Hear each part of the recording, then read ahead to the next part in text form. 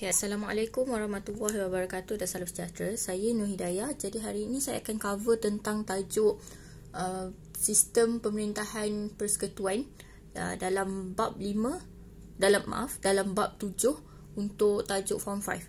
Jadi untuk tajuk ni sebenarnya saya tahu ramai yang confuse tentang sistem pemerintahan negara, di mana macam kita tahu ada menteri tu, ada menteri ni, ada banyak menteri, dan ada juga banyak juga yang berhormat ahli parlimen semua tu. Tapi kebanyakan orang ataupun student lah kebanyakannya tahu sampai situ je. Mereka tak faham lagi dalam, dan bila cakap dalam jadi lagi confused, jadi lagi tak faham. Macam apa je lagi yang ada dekat Malaysia ni. Okey, jadi mari saya tunjukkan sistem pemerintahan kerajaan persekutuan kita. Pertama sekali kita ada YDPA, iaitu Yang di-Pertuan Agong. Yang di-Pertuan Agong merupakan salah satu daripada 3 unsur parlimen. Iaitu 3 unsur parlimen. Yang pertama ada YDPA, dan ada Dewan Negara dan juga Dewan Rakyat. Itu adalah unsur parlimen. Jadi Agong ni nak menunjukkan betapa besarnya kuasa Agong. Agong adalah 1/3 daripada komponen parlimen sendiri. Okey. Seterusnya di bawah Agong ada Majlis Raja-Raja, Majlis Raja-Raja Melayu. Iaitu Majlis Raja-Raja Melayu ni lah yang diwakili oleh sultan-sultan Melayu daripada negeri-negeri yang berbeza. Okey. Seterusnya, seperti yang anda nampak dekat dalam kotak ni, saya dah buat dekat atas ni rakyat. Kenapa saya buat dekat atas ni rakyat? Dekat dalam ni ada perundangan, badan perundangan, badan pelaksana, badan kehakiman. Semua yang ada kat dalam ni, walaupun namanya pemerintah, tapi mereka adalah rakyat. Kenapa rakyat? Sebab kita masih tertakluk di bawah YDPA, Yang di-Pertuan Agong. Jadi, kita semua adalah rakyat raja, rakyat agung. Walaupun kita ada pemerintah, kita ada PM. Faham Okay, seterusnya, saya pergi satu-satu kepada setiap badan. Saya akan terangkan macam mana semua badan yang berfungsi sebagai satu cycle, supaya awak boleh faham, bukan setakat hafal semata-mata. Okay. Pertama sekali, kita ada pilihan raya. Betul. Kita ada PRU. Setiap 5 tahun. 5 tahun. Betul. Jadi, setiap kali berlakunya PRU 5 tahun, kita akan mengubah Dewan Rakyat, iaitu yang tertakluk di bawah badan perundangan. Tetapi individu-individu yang berada di dalam Dewan Rakyat, iaitu ahli parlimen, ahli Dewan Undangan Negeri. Ahli Dewan Undangan Negeri ini adalah special case, saya akan beritahu sekejap lagi. Adalah ahli parlimen, dan juga dalam Dewan Rakyat ni terbahagi kepada 2, ahli parlimen dan juga individu yang memegang kuasa lagi tinggi, iaitu ahli kabinet ataupun jemaah menteri. Dalam jemaah menteri ni yang kita dengar menteri pendidikan, menteri kewangan dan sebagainya, mereka adalah ahli kabinet, tapi mereka masih lagi ahli parlimen. Kabinet tapi masih lagi ahli parlimen, tetapi mereka memegang jawatan istimewa, ada jawatan tambahan, iaitu memegang kementerian. Ini yang kita nampak menteri sukan semua tu. Dan seterusnya, di bawah kabinet ada ketua kepada kabinet adalah Perdana Menteri yang digelar sebagai ketua jemaah menteri. Seterusnya adalah nombor 2, di bawah kabinet ada Jabatan Perdana Menteri, iaitu semua yang berurusan dengan PM. Mereka masih lagi digelar menteri. Sebagai contoh, Dr. Zulkifli yang baru dilantik sebagai Menteri Hak Ehwal Agama. Dan seterusnya, seperti saya cakap, di bawah Jabatan Perdana Menteri ada kementerian. Dan seterusnya, di bawah kementerian ada Perbadanan Awam, diketuai oleh Ketua Setiausaha Negara. Okey. Seterusnya, daripada sini kita dah masuk ke badan pelaksana.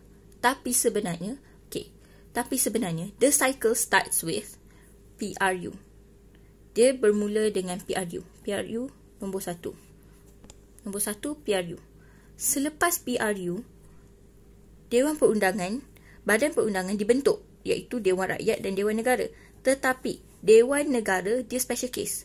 Dia adalah dia tak tertakluk kepada rakyat. Dia adalah individu cemerlang yang dilantik oleh Agong ataupun 26 wakil daripada ADUN, ahli Dewan Undangan Negeri setiap negeri, yang dipilih secara majoriti undian.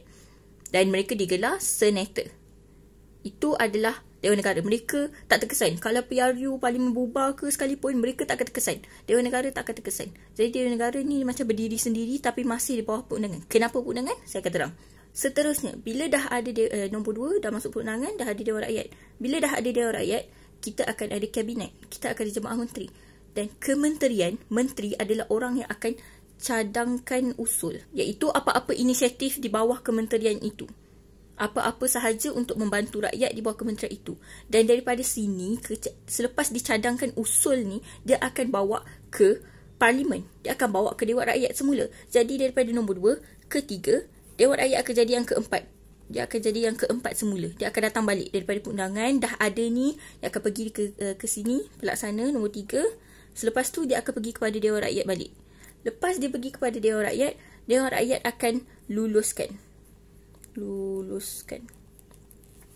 Dewan Rakyat akan luluskan, iaitu kita ada cara untuk luluskan 3 kali bacaan. Dan kemudian antara cara untuk meluluskan undang-undang di dalam Dewan Rakyat adalah seperti berikut. Saya bacakan sedikit je. Saya terangkan sedikit je. First, diberikan cadangan oleh kementerian. Lepas tu, dia akan digubal. Lepas tu, pembacaan pertama, kita ada 3 pembacaan di Dewan Rakyat. Lepas tu, kalau diluluskan di Dewan Rakyat, bawa pula daripada Dewan Rakyat, bawa pula ke Dewan Negara. Dewan Negara baca 3 kali juga. Kalau diluluskan, barulah akan bagi semula kepada YDPA Agong untuk diluluskan dan luluskan akta tu dan ditermaktubkan dalam perlembagaan. Faham tak? Okey. Seterusnya, daripada Dewan dah kembali semula daripada kabinet, kembali semula kepada Dewan Rakyat, putus. Lepas tu dia kembali semula kepada Agong. 5, kembali semula kepada Agong. Nombor 5. Selepas itu, Agong dah lulus, undang-undang dah ada. Dah ada undang-undang. Undang-undang tu memang dah termaktub, tak boleh ubah kecuali kalau parlimen nak buat pindaan. Barulah kita bergerak kepada judisiari ataupun kehakiman. Yang ke-6, iaitu mereka inilah yang bertanggungjawab memastikan undang-undang ini berjalan dengan lancar dan sekiranya bertanggungjawab terhadap kelancaran undang-undang. Mereka inilah orang yang akan bertanggungjawab undang-undang dipatuhi atau dilanggar. Dan sekiranya dilanggar, mereka lah yang akan mengenakan hukuman, jatuhkan hukuman. Jadi, ini adalah fungsi keseluruhannya. Yang terakhir sekali akan ambil tindakan adalah kehakiman. Cara senang nak ingat nama-nama badan ni. Okay, first, kita ada badan perundangan. Badan legislatif. Kita ada pelaksana. Kita ada kehakiman. Untuk kehakiman, cara senang nak ingat, judi,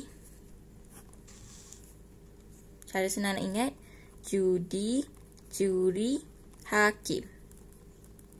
Macam tu je. Yang perundangan pula, cara senang nak ingat, YB lulus undang. Pelaksana pula, menteri bagi inisiatif, laksana inisiatif. Ataupun, nak lagi senang, eksekutif, ingat CEO.